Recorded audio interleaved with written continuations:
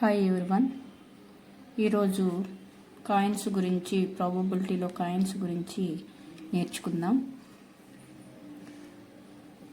ప్రాబబిలిటీలో ఒక కాయిన్ని ఎగరవేస్తే 2 ఛాన్సెస్ ఉంటాయి. అవి హెడ్ ఆర్ టైల్. అంటే ఒక కాయిన్ ఎగరేసామనుకోండి, అక్కడ హెడ్ అయినా పడిద్ది, లేకపోతే టైల్ అయినా పడిద్ది. కాబట్టి మొత్తం పాజిబిలిటీస్ ఎంత? 2. మొత్తం పాజిబిలిటీస్ 2. నెక్స్ట్ ఇది సింపుల్. రెండో పాయింట్ ఏంటంటే 2 కాయిన్స్ ఎగరవేస్తే మొత్తము 4 ఛాన్సులు ఉంటాయి. అవి ఏంటి అంటే, ముందు ఒక కాయిన్లో హెడ్ ఫిక్స్ చేసుకుందాం. హెడ్ ఫిక్స్ చేస్తే రెండో కాయిన్లో హెడ్ పడవచ్చు. మళ్ళా ఫస్ట్ కాయిన్లో హెడ్డే ఫిక్స్ చేద్దాం అనుకున్నాం కదా, రెండో దాంట్లో టైల్ పడవచ్చు. ఇప్పుడు మళ్ళా ఫస్ట్ కాయిన్లో టైల్ని ఫిక్స్ చేస్తే రెండో కాయిన్లో హెడ్ అన్నా పడవచ్చు, టైల్ అయినా పడవచ్చు. ఇవి మొత్తము ఛాన్సెస్ 4. 3 కాయిన్స్ ఎగురవేస్తే 8 ఛాన్సులు ఉంటాయి.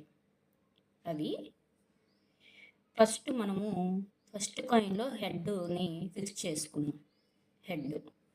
ఫస్ట్ కాయిన్లో హెడ్ ఫిక్స్ చేసుకున్నప్పుడు రెండో కాయిన్లో హెడ్, మూడో కాయిన్లో టైల్ పడే అవకాశం ఉంది. అలానే రెండో కాయిన్లో టైలు, హెడ్ పడే అవకాశం ఉంది. లేదు, 2 కాయిన్స్లో హెడ్లు పడే అవకాశం ఉన్నాయి. 2 కాయిన్స్లో టైల్స్ పడే అవకాశం కూడా ఉంది. నెక్స్ట్ అలానే మొదటి దాంట్లో టైల్ని ఫిక్స్ చేసుకుంటే మిగతా 2 కాయిన్స్ గురించి మాట్లాడతాం. 3 కాయిన్స్ గురించి. 2 దాంట్లో హెడ్, టైలు పడవచ్చు, టైలు, హెడ్ పడవచ్చు, హెడ్, టైలు. ఈ 8 పాజిబిలిటీస్ ఉంటాయి. ఇంకే పాజిబిలిటీస్ ఉండవు. మనం గుర్తించడం కోసమే మొదటి దాంట్లో హెడ్ ఫిక్స్ చేస్తే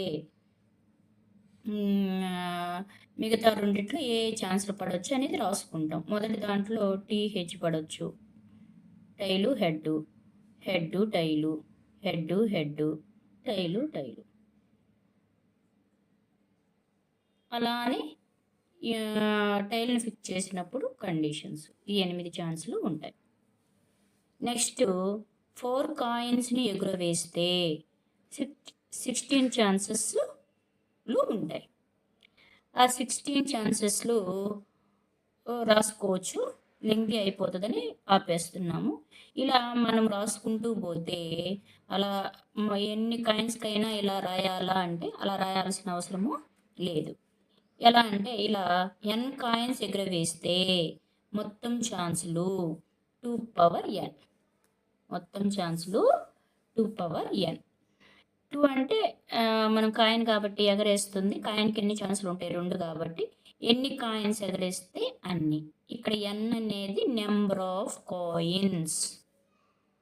ఇప్పుడు ఇందాక చెప్పుకున్నాం కదా, ఒక్క కాయిన్ ఎగరేస్తే 2 అని, 2 కాయిన్స్ ఎగరేస్తే 4 అని, 3 కాయిన్స్ ఎగరేస్తే 8 అని, 4 కాయిన్స్ ఎగరేస్తే 16 అని చెప్తున్నాం కదా.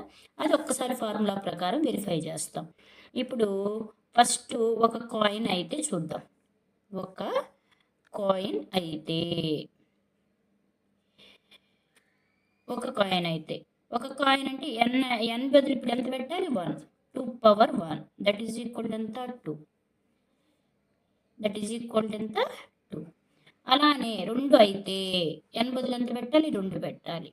2 square that is equal to 4. అలా 3 కాయిన్స్ అయితే n ప్లస్ ఎంత పెట్టాలి? 3.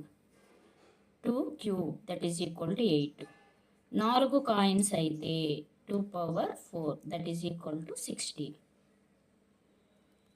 ఇవి మనకి కాయిన్స్ ఎగరవేసినప్పుడు కాయిన్స్ మీద ఈ నాలెడ్జ్ కానీ ఉంటే ఇంకా కాయిన్స్లో ప్రాబబిలిటీలో ఏ లెక్క ఇచ్చినా మనము ఫుల్ఫిల్గా చేసేయగలం. నెక్స్ట్ ఎగ్జాంపుల్స్ చూస్తే మనకి క్లియర్ కట్గా అర్థమైపోతుంది. చూడండి,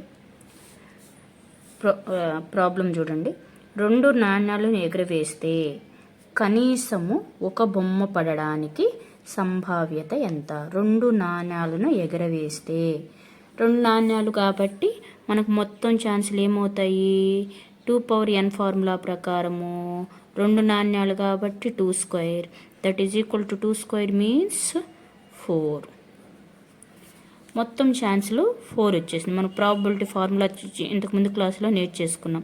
P of E is equal to N of E by N of S. N of S ముందు తెలుసుకున్నాం. టోటల్ పాజిబిలిటీస్, టోటల్ అవుట్కమ్స్ ఎన్ని? 4, కాబట్టి 4 రాసేసాం. ఇప్పుడు ఏది అడుగుతున్నాడు? కనీసం ఒక బొమ్మ పడడానికి. చెప్పాను కదా, అనుకూల పర్యవసానాలు అనేది ఈ దేని సంభావ్యత అయితే అడుగుతున్నాడో అది మనకు అనుకూల పర్యవసానం. అవి ఎన్ని ఉంటాయి? కనీసం ఒక బొమ్మ పడడానికి అంటున్నాడు కాబట్టి కనీసం ఒక బొమ్మ. కనీసము ఒక బొమ్మ అంటే అర్థమైంది, ఒకటైనా పడవచ్చు, కనీసం ఒకటి ఉండాలి, దానికంటే ఎక్కువైనా ఉండవచ్చు. అది దాని మీనింగ్. కనీసం ఒకటి అన్నప్పుడు మనకి ఛాన్సులు తెలుసు కదా, హెడ్ టైలు, హెడ్ టైలు ఫిక్స్ చేసుకుంటే టైలు హెడ్, టైలు కనీసము ఒక హెడ్ అన్నప్పుడు కనీసం ఒక్కటున్నా ఎక్కువ ఉన్నా మనకి ఫేవరే కదా. అప్పుడు ఎన్ని ఛాన్సులు ఉన్నాయి? ఇక్కడ 3. కాబట్టి ఫేవరబుల్ అవుట్కమ్స్ ఎన్ని? 3. therefore 3/4. ప్రాబబిలిటీ ఎంత? 3/4. నెక్స్ట్ రెండవ లెక్క. 2 నాణ్యాలను ఎగురవేస్తే బొమ్మ పడకుండా ఉండడానికి సంభావ్యత ఎంత? 2 నాణ్యాలు మనకి ఇందాక లెక్కలోనే టోటల్ పాజిబిలిటీ అవుట్కమ్స్ 4 అని మనకు తెలిసిపోయింది. అసలు బొమ్మ పడకుండా ఉండడానికి సంభావ్యత. బొమ్మ పడకుండా ఉండడం అనేది మనకు ఫేవరబుల్ అవుట్కమ్. అవి ఎన్ని ఉంటాయి? బొమ్మ పడకుండా ఉండే ఛాన్సులు ఎన్ని ఉన్నాయి?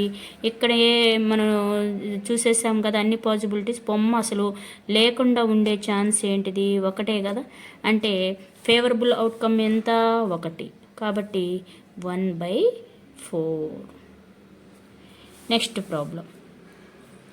3 నాణ్యాలను ఎగురవేస్తే కనీసము 2 బొమ్మలు రావడానికి సంభావ్యత ఎంత?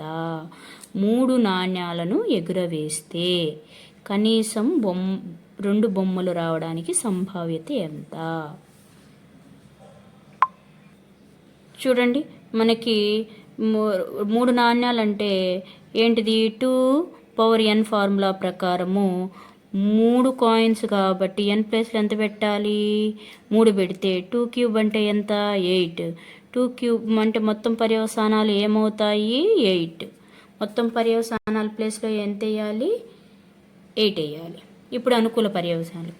కనీసం 2 బొమ్మలు రావడానికి సంభావ్యత అంటున్నాడు. కనీసం 2 బొమ్మలు.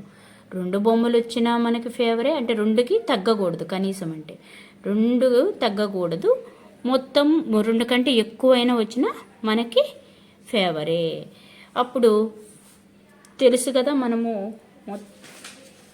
3 కాయిన్స్ ఎగరవేస్తే మొత్తం ఇంతకుముందు క్లాస్లో చూసాం కదా, ఇవి మొత్తం ఛాన్సులు.